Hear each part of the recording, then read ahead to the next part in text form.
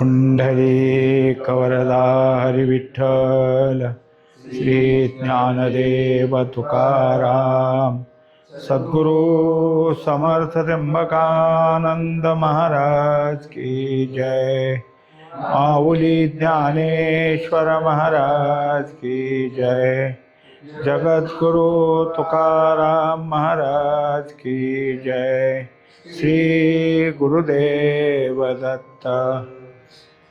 प्रकृती पुरुष। प्रकृती पुरुष हे अनादि असून दोघांचं द्वैतच राहतं, अशी जी काही मतं आहेत त्या मताप्रमाणे आत्तापर्यंत आपल्याला असं लक्षात आलं की प्रकृती पुरुषामुळं जगत झालं खरं, पण प्रकृती आणि पुरुष हे दोन वेगवेगळे राहिले आणि दोन झाले की दोनच्या ठिकाणी भय असतं।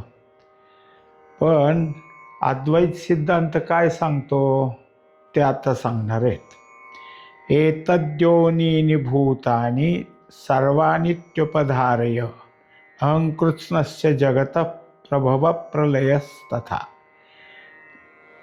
हे 7व्या अध्यायात सांगितलं की या दोन प्रकृतीपासून परा आणि अपरा प्रकृतीपासून हे सर्व भूत मात्र निर्माण झालं आणि त्याच्याच ठिकाणी ते काय आहे, म्हणजे उत्पत्ती पावतं आणि लय पावतं।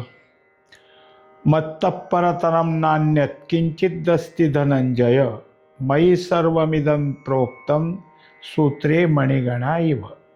आता त्याच्यानंतर दुसऱ्या श्लोकात ते सांगतात की माझ्याशिवाय दुसरं काहीच नाही, अन्य काहीच नाही, जे काही आहे ते मीच आहे।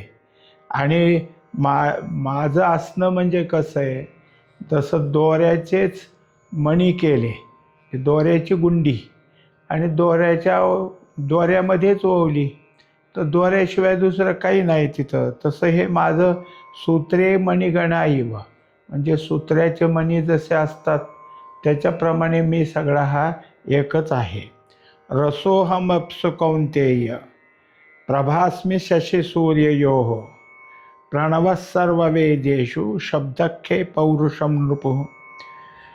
आता त्याच्यामध्ये दाखवून दिलं की रस संपूर्ण पाण्यामध्ये रस रूपाने मी आहे, सूर्यचंद्रामध्ये प्रकाश रूपानं मी आहे, वेदामध्ये प्रणव रूपानं मी आहे आणि शब्दरूपानं मी सर्व आकाशाच्या ठिकाणी आहे आणि पुरुषत्वानं मी सगळ्या पुरुषाच्या ठिकाणी आहे। पुण्यो गंध पृथिव्यां च तेजश्चास्मि विभावसो जीवनं सर्वभूतेषु तपस्वीषु तपस्वीषु। आता पुढं दाखवलं की जे पवित्र गंध आहे तो पृथ्वीच्या ठिकाणी मीच आहे आणि अग्नीच्या ठिकाणी तेज मीच आहे, सर्व भूतमात्रांचं जीवन मीच आहे आणि तपोलोकांचं तपस्वी तपरूपत्व मीच आहे। बीजं मां सर्वभूतानां विद्धि पार्थ सनातनं बुद्धिर्बुद्धिमतास्मि तेजस्तेजस्विनामहं। आणि सर्व भूतमात्रांच्या ठिकाणची बीज मीच असून सगळ्यांच्या बुद्धीच्या ठिकाणी सुद्धा जे तेज आहे ते मीच आहे। बलं बलवतास्मि कामराग विवर्जितं धर्माविरुद्धो भूतेषु कामोस्मि भरतर्षभ। आणि सगळं जे काही बलवान आहे त्या बलवानाच्या ठिकाणी जे शुद्ध असा काम किंवा प्रेम सगळं ह्या कामरागाचं विवर्जन करून म्हणजे त्याचा त्याग करून मीच आहे आणि जे धर्माला धरून असणारं शास्त्राला धरून असणारं काम तो मी आहे। एचैव सात्विका भावा राजसास्तामसाश्च ए मत्त एवेति तान् विद्धि न त्वहं तेषु ते मयि। तेव्हा हे जे काही सगळं दिसतंय ते सात्विक राजसी तामसी भाव सगळे माझेच आहेत। आता हे इतके श्लोक दिले कशासाठी, तर जे काही द्वैत सांगितलं होतं प्रकृती पुरुषाचं ते द्वैत नसून एकच आहे हे सांगणारा जो काही अद्वैत सिद्धांत आहे, त्या अद्वैत सिद्धांतासाठी त्यांनी एवढे श्लोक दिले. तेथे तो आहे, फक्त अविद्येचा द्रष्टा आहे. अविद्या हीच दृष्टी आहे व अविद्या हेच दृश्य आहे. द्रष्टा बदलला की दृश्य बदलते, हे मान्य करावे लागेल. स्वप्नस्थ द्रष्टा स्वप्नस्थ दृश्य, जागृतीचा द्रष्टा जागृत दृश्य, सुषुप्त द्रष्टा अविद्यादृष्ट, आणि द्रष्ट्याबरोबर दृश्य बदलते. आता त्याच्यामध्ये काय आहे की हे सगळं जे आहे याचं कारण कोण, तर अविद्या हीच द्रष्टा आहे. अविद्येमुळं तो तसा द्रष्टा आहे आणि त्याला दृष्टीसुद्धा अविद्येचीच आहे. त्यामुळं त्याच्यातून त्याचं जे दृश्य आहे ते दृश्य काय अविद्यारूप आहे. म्हणजे जसं एखादी गोष्ट व्यवस्थित कशी आहे ही त्यातला अभ्यासू शोधक जो असतो त्याला ते कळतं, आणि ज्यांना हे कळत नाही ते त्याच्यावर काहीतरी सांगतात. म्हणजे मग आता हे काहीतरी सांगतात का, तर अविद्या आहे त्यांच्या ठिकाणी, यातली न समजताय. त्यामुळं तशीच दृष्टी, आणि दृष्टी तशी असल्यामुळं दृश्य तसं आहे. म्हणजेच काय आहे की जे पाहतात ते कोणत्या दृष्टीने पाहतात त्याप्रमाणे. जसं उदाहरण दिलं की एक मोठं झाड आहे, ते झाड विक्री काढलं ज्या शेतकऱ्याच्या मालकीचं होतं त्याने. मग त्याने विक्रेत्याला बोलावलं, मग त्यांनी त्याची किंमत सांगितली, इतके रुपये किंमत होईल. म्हणलं कशी काढली तुम्ही ही किंमत? म्हणलं एवढे एवढे एवढे ह्याचं सगळं काय आहे चुलीचं जळण तयार होईल, म्हणजे सरपण मिळेल, तेवढ्या गाड्या तोडणी हे ते करतून एवढे पैसे तुम्हाला देतो. बघू म्हटलं नंतर सांगतो. दुसरा आला, त्यांनी किंमत केली, तुम्ही कशी केली? इतके इतके हे जे काय आहे अवजारं निघतील, त्या अवजाराची एवढी किंमत होईल, कर्णावळी एवढी होईल, त्या मानानं तुम्हाला एवढी किंमत होईल.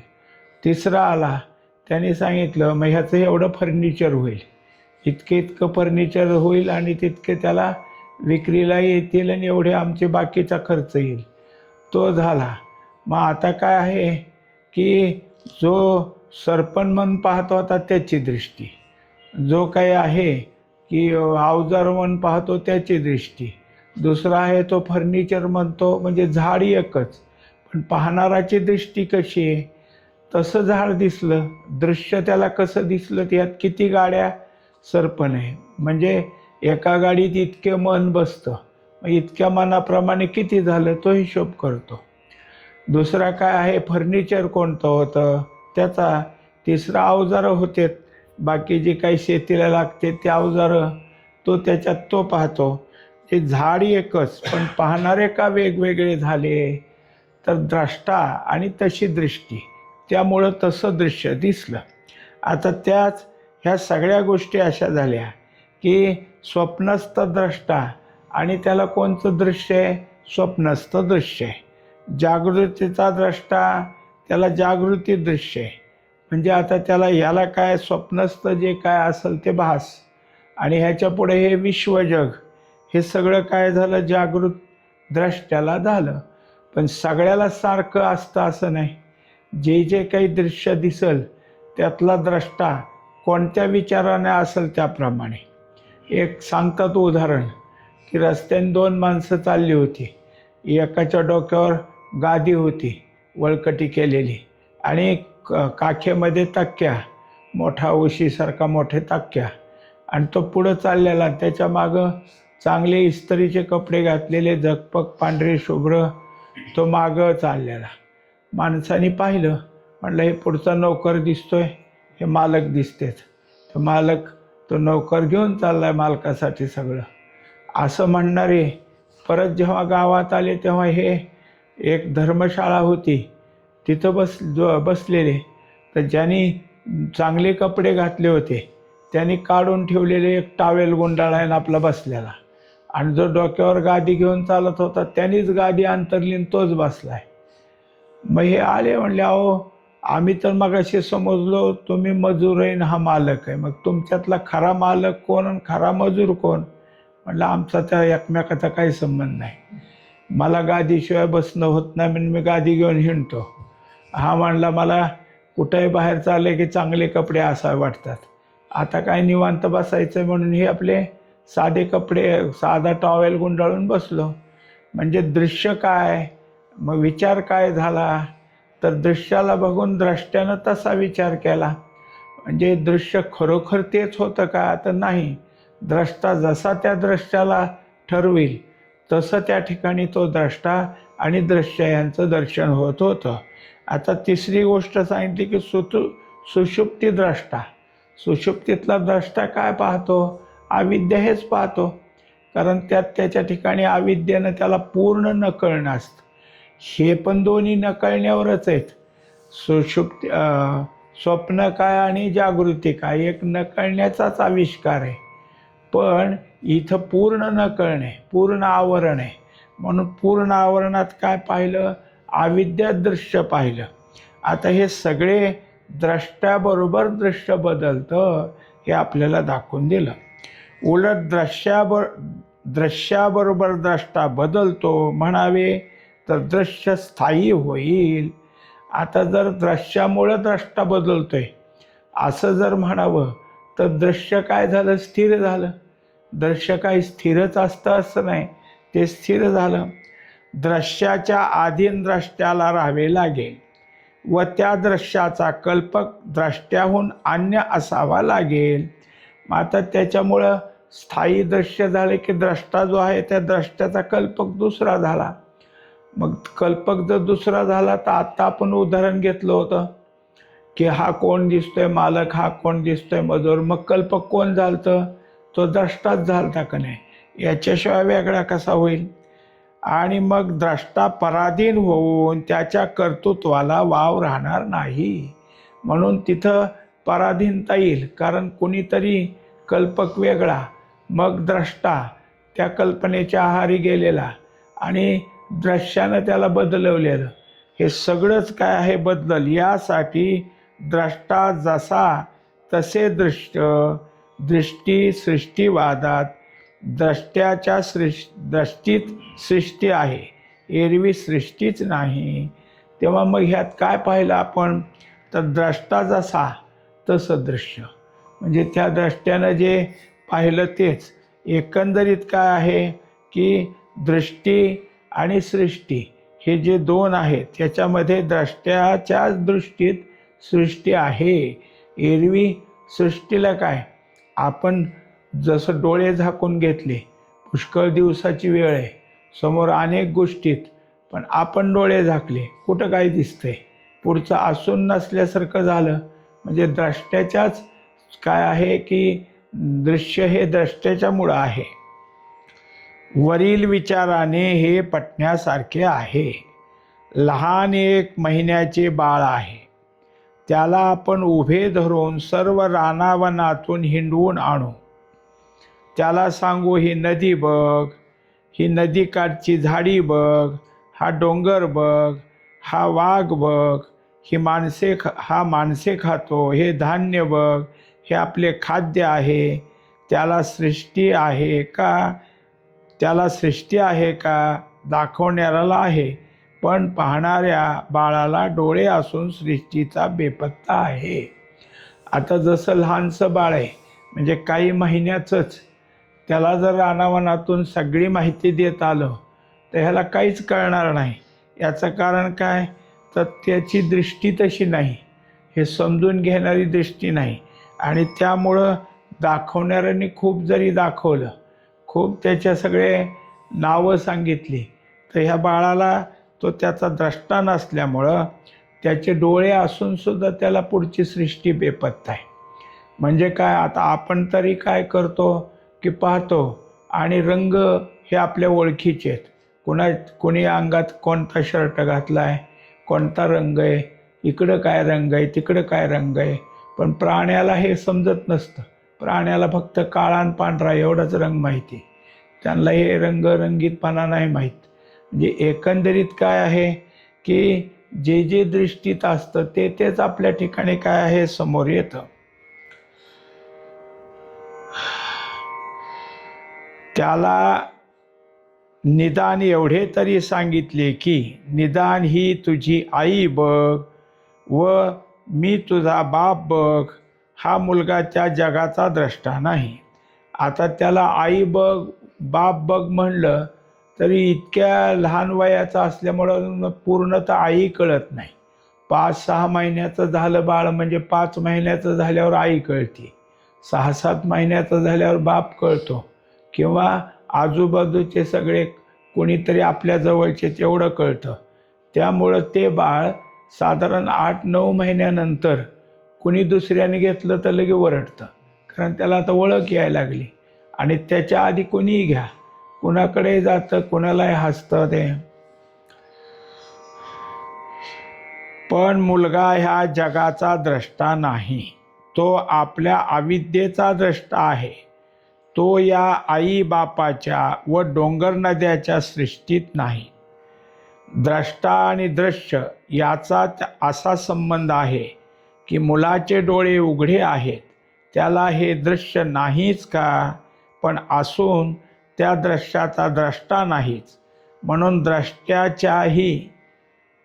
द्रष्ट्याच्या दृष्टीबरोबर दृश्य जगत उत्पन्न होते, असा दृष्टिशिष्टीवाद आहे. आता दाखवलं ह्या लहान मुलावरून की तो जो काही पाहत असला तरी त्याला ह्यातलं काही कळत नाही. मग त्याची दृष्टी नाही का, तो पाहत नाही का, तो डोळे उघडेत, सगळं पाहतो, पण पाहत असला तरी त्याच्या ठिकाणी हे दृश्य नाहीच. त्याचे डोळ्याच्या ठिकाणी अजून ह्यातलं काही नाही, कारण तो ह्याचा द्रष्टा नाही. म्हणजेच द्रष्ट्याला दृष्टीच्या समोर जे दृश्य आहे तेच त्याचं जगत उत्पन्न होणं आहे, असं दृष्टिसृष्टीवादात सांगितलं. जीवनमुक्त ही हे सर्व दृश्य पाहतो, पण त्याचे जवळ हे दृश्यही नाही व जगतही नाही.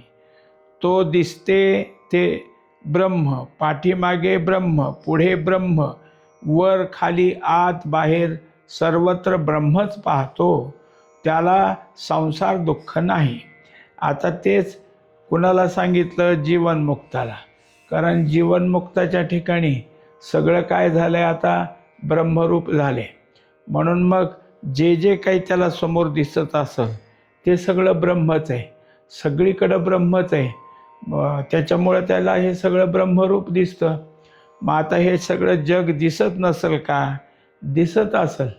आकार दिसत असले तरी काय त्यात? जसं एखादं पाटी भरून लाडू ठेवले, मग लाडू मोजायची संख्या खूप आहे, त्या पाठीत जेवढे लाडू आहेत तेवढे संख्या आहे त्याची.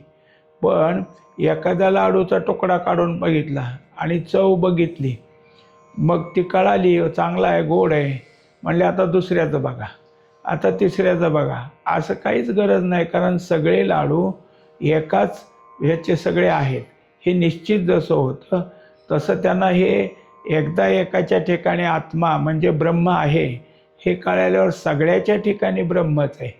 मग समोर आकार काही दिसत असले तरी इथं ब्रह्मच आहे.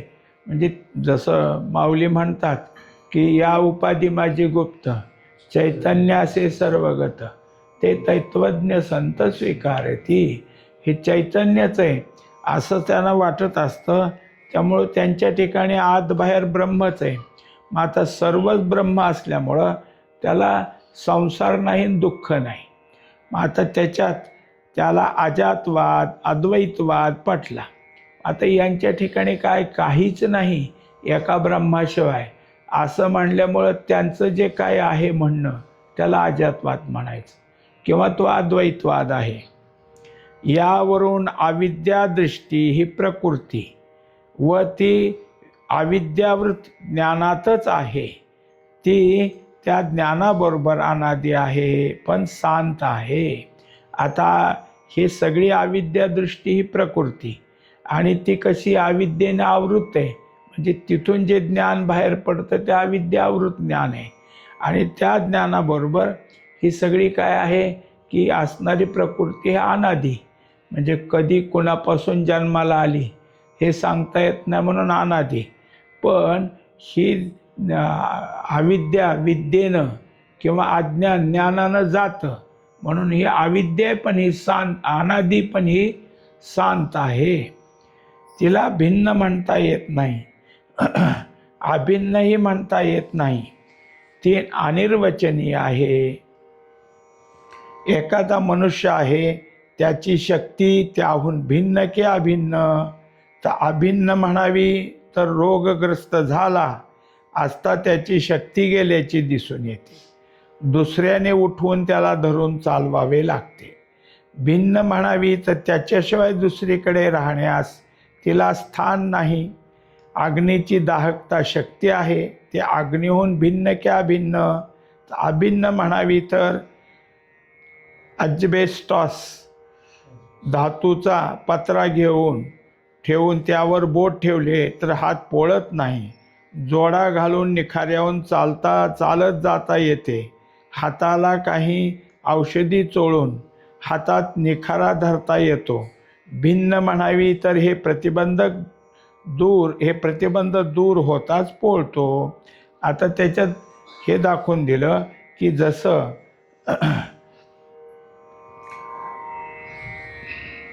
मनुष्याच्या ठिकाणी जे काही असणारं ज्ञान आहे, ते ज्ञान आणि त्याची जी काही असणारी स्थिती ते दाखवताना हे कसं दाखवतात तर पहा की जसा एखादा मनुष्य आहे, त्याच्या ठिकाणची ती शक्ती त्याच्याहून भिन्न नाही.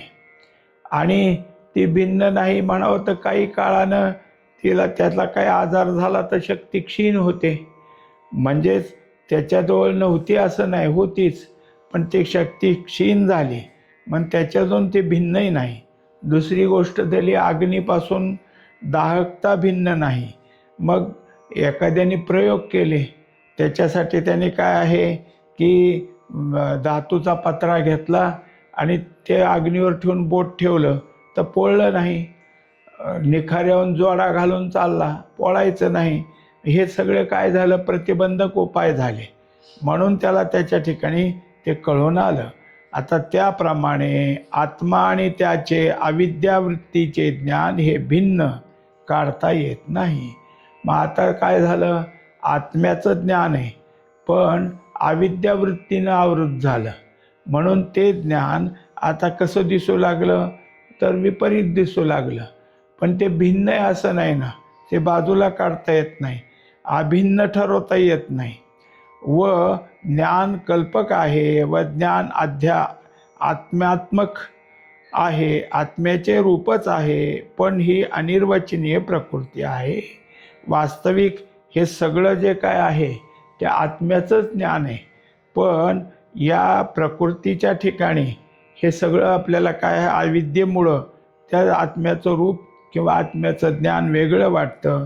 वास्तविक प्रकृती जी अनादी, तसंच ती कशी नाही याचं वर्णन करता येत नाही, म्हणून ती अनिर्वचनीय आहे.